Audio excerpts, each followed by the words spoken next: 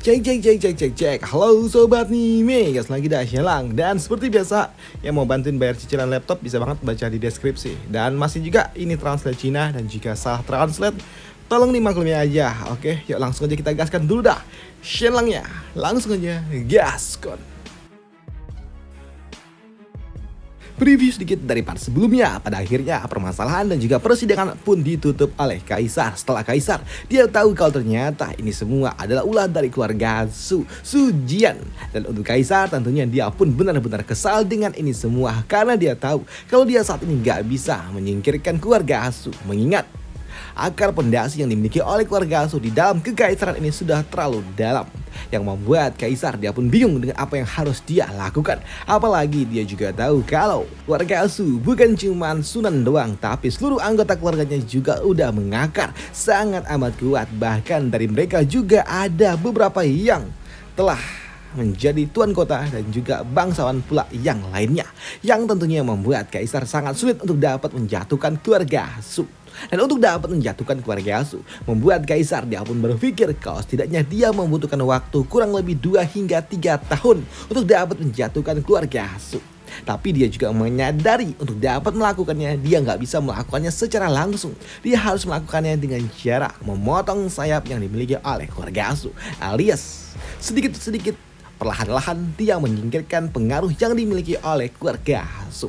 Dengan cara begitulah baru pada akhirnya dia bisa menyingkirkan keluarga Su, walaupun memang sangat sulit untuk dapat melakukannya. Yang paling menjadi masalah adalah keluarga Su dia memiliki dukungan yang tidak main-main, yaitu kerajaan Qian, yang membuat Kaisar dia pun kesal dengan itu semua. Andai saja tidak ada kerajaan Qian, maka keluarga Su sudah disingkirkan oleh Kaisar sedari awal. Sedangkan di sisi lainnya, di dalam penjara Hishan saat ini, si rambut hijau dia pun mendapatkan sebuah interogasi keras dari seniornya. Karena sebelumnya dia dicurigai kalau dia memiliki sebuah hubungan dengan keluarga Su yang telah menyusup ke wilayah milik Kaisar. Yang membuat di sini si rambut hijau dia pun mengatakan kalau dia tidak tahu apa hubungannya dan tidak terlibat di dalam konspirasi yang sebelumnya. Tapi di sini karena dia terus mengatakan hal itu sebanyak 10 kali di sini, seniornya tidak percaya begitu aja. Dia terus mencoba untuk menggali informasi lebih panjang lagi. Karena saat ini dia juga diawasi oleh seorang Qasim muda yang telah diutus oleh Kaisar. Namun karena memang si rambut hijau dia tidak lagi memberikan sebuah informasi tambahan, membuat di sini senior ini dia pun mengatakan kalau sepertinya udah selesai, tidak ada lagi informasi yang didapatkan. Tapi untuk Qasim ini, dia mengatakan kalau dia mendapatkan tugas dari Kaisar untuk mendapatkan informasi. Tapi karena memang tidak ada lagi sebuah informasi yang dibutuhkan, maka singkirkanlah ucap dari Qasim itu. Dan lakukanlah perintah dari Kaisar, yang membuat di sini si bocah ini, senior ini, dia pun tahu apa yang harus dia lakukan. Karena Kaisar akan memberikan sebuah pelajaran dan juga contoh pada para pasukan pribadinya yang telah berani-beraninya disusupi oleh keluarga Su. Maka mereka akan mendapatkan hukuman yang sangat amat mengerikan. Dan untuk si rambut hijau, dia pun tahu kalau dia pasti tidak akan mungkin dapat selamat. Dan dia juga bertanya saat ini bagaimana dengan anak dan juga istrinya. Apakah dia telah diselamatkan dari Shenlang? Ya, sambut dari seniornya itu. Yang membuat di sini si rambut hijau dia pun sedikit bernafas lega. Dan dia juga tahu kalau dia nggak akan mungkin dapat selamat, dan dia meminta kepada seniornya untuk dapat mengamankan keluarganya. Senior, mengingat hubungan kita yang sebelumnya, tolong keluargaku diselamatkan. Tapi sayangnya di sini senior ini dia mengatakan tidak. Kau akan bersama dengan keluargamu sampai akhir. Jawab dari senior ini, mana dia juga mendapatkan sebuah perintah dari Kaisar untuk menjadikan si rambut hijau sebagai contoh bagi para orang-orang yang berani-beraninya memiliki hubungan dengan keluarga Su, bermain politik sebagai para penjaga. Walaupun saat ini si rambut hijau dia mengatakan kalau dia nggak ada hubungan dengan itu semua, tapi tentunya hal itu tidaklah berguna. Dan benar saja di sisi lainnya, di waktu yang sama ternyata seluruh anggota keluarga dari si rambut hijau juga mendapatkan sebuah hukuman. Walaupun mereka juga nggak tahu apa yang sebenarnya terjadi. Mereka ditangkap dan mereka akan dihukum. Yang tentunya ya kasihan juga. Sedangkan di sisi lainnya saat ini untuk Sunan dia pun mendapatkan sebuah informasi kalau ternyata Shelang berhasil selamat lolos. Bahkan saat ini justru malah putranya lah yang diincar, yang diserang balik, yang membuat Sunan tentunya dia benar-benar kaget. Dan dia nggak menyangka kalau ternyata Shelang benar-benar mengerikan seperti ini. Dan dia benar-benar kesal, murka, tapi dia tahu kalau apa yang dia lawan bukanlah kaleng-kaleng. Tapi dia juga sadar betul semua rencana besar yang dia miliki masih belum cukup untuk dapat melakukan sebuah hal besar yang memang telah dia rencanakan sedari awal. Yang membuat dirinya pun tahu kalau sepertinya walaupun dia telah membuat sebuah konspirasi besar seperti ini, Kaisar tetap tidak akan mungkin berani menyentuh dirinya. Mengingat dirinya ada kerajaan kian di balik keluarga Su, ucap dari Sunan.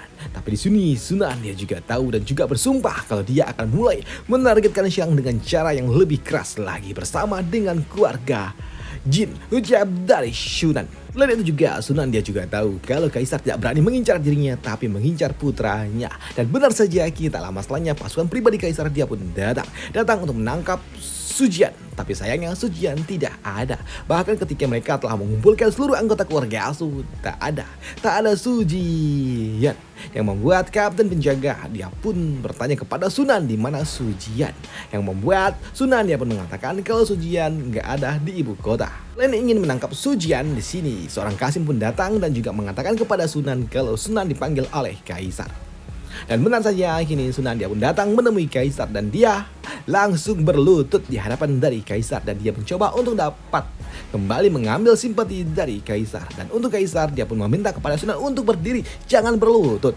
Tapi di sini untuk Kaisar dia pun bertanya di mana Sujian. Dan untuk Sunan dia mengatakan kalau saat ini Sujian dia pergi menuju ke tempat di mana kerajaan Kian berada. Dia mengatakan kalau saat ini Sujian menghadiri acara ulang tahun dari Raja Kian. Karena dia nggak bisa pergi maka dia mengutus putranya, ucap dari Sunan. Yang membuat Kaisar dia pun kesal dan dia tahu kalau ini semua pasti adalah ulah dari Sunan.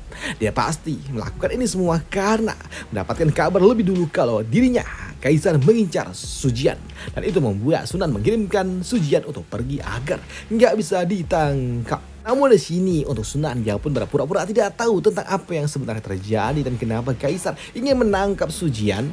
Dan untuk Kaisar dia mengatakan kalau sebelumnya Sujian dia telah melakukan sesuatu yang sangat amat mengerikan, di mana dia mengincar bibinya sendiri yaitu Su Peipei, yang tentunya hal tidak mungkin dapat diterima, ucap dari Kaisar. Tapi untuk Sunan dia mengatakan kalau hal itu tidak mungkin dapat dilakukan oleh Sujian karena di kala itu ketika penyerangan keluarga Jin itu dilakukan oleh mereka para bandit, bukanlah Sujian, karena saat itu Sujian dia tidak ada di kota Xuanlu, tapi dia ada di kota Tianxi, ucap dari Sujian. Dan jika Kaisar tidak percaya maka Kaisar kau bisa bertanya kepada gubernur provinsi Tianxi, ucap dari Sujian. Yang membuat Kaisar dia pun benar-benar kesal karena sepertinya provinsi Tianxi telah jatuh ke tangan keluarga Su hingga membuat Sunan dia berani-beraninya berkata seperti itu. Dan di sini Kaisar dia pun tahu kalau Sunan mencoba untuk dapat menyelamatkan putranya, yang membuat Kaisar dia pun bertanya lantas apa yang harus dilakukan oleh dirinya, yang membuat Sunan dia pun mengatakan kalau bebaskan Sujian karena dia tidaklah bersalah, ucap dari Sunan. Yang membuat Kaisar pun benar-benar kesal, murka, tapi dia tahu kalau dia nggak bisa melakukan apapun.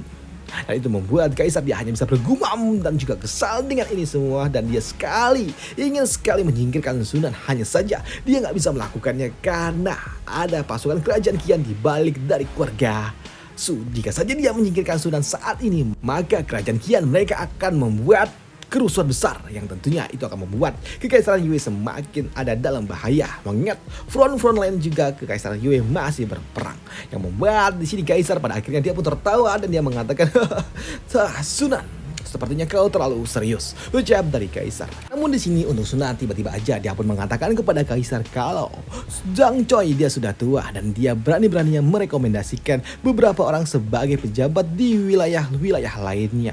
Dan dia juga menyarankan agar Kaisar mengganti orang-orang itu dengan orang-orang yang lebih berkualitas. Dan untuk orang-orang berkualitas telah disiapkan oleh dirinya, ucap dari Sunan. Yang tentunya hal itu membuat Kaisar dia pun kaget. Dia nggak menyangka kalau ternyata Sunan malah dia ingin mengembangkan sayapnya jauh lebih besar lagi.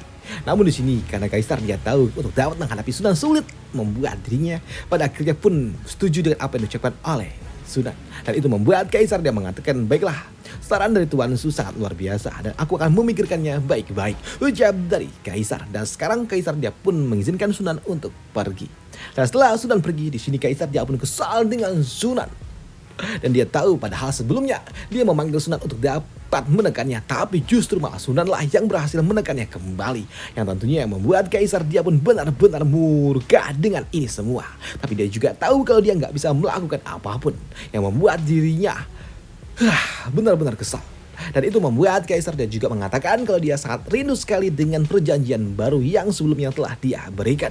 Tapi sayangnya perjanjian baru untuk dapat menekan para bangsawan tua malah gagal, yang membuatnya pun sungguh sangat kesal. Dan tiba-tiba aja dia pun juga teringat tentang Shelang, dan dia bertanya kepada Kasim di mana Shelang dan apa kabar dari dirinya. Yang membuat di sini Kasim tua dia mengatakan kalau saat ini Shelang sedang turu karena dia sedang ditangkap di dalam sebuah ruang. Karena sebelumnya Kaisar memang sedikit menghukum Shelang.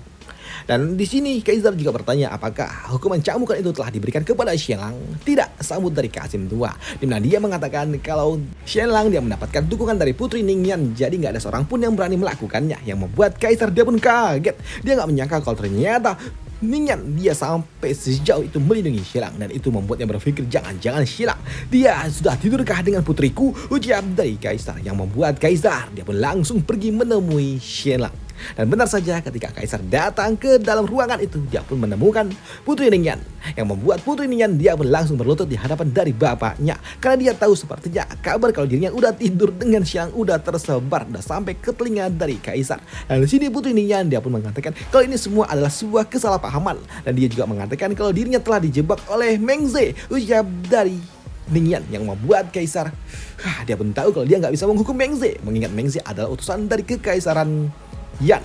Dan itu membuat Kaisar dia pun kesal dengan ini semua, dan dia hanya bisa melampiaskannya kepada Shelang. Tapi melihat Shelang yang malah turu ketika dia datang, tentunya membuat Kaisar tambah kesal. Dan ketika Kaisar ingin membangunkan Shelang dengan cara yang agak sedikit keras, di sini Putri Ningyan lah yang membangunkannya, disiram pakai air. Yang membuat Shelang dia pun kaget dong, dan dia langsung bangun. Dan ketika Shelang bangun di sini, Kaisar dia berujar, "Hei Tuan Shelang, kau enak aja tidur-tiduran di sini," ucap dari Kaisar. Sini Kaisar juga bertanya apa yang telah dilakukan oleh Shelang dengan Putri Ningyan. Udah sejauh mana hubungan kalian? Aku nggak ngapa-ngapain, ucap dari Shelang. Dan dia juga mengatakan kalau yang terjadi sebelumnya itu hilaf.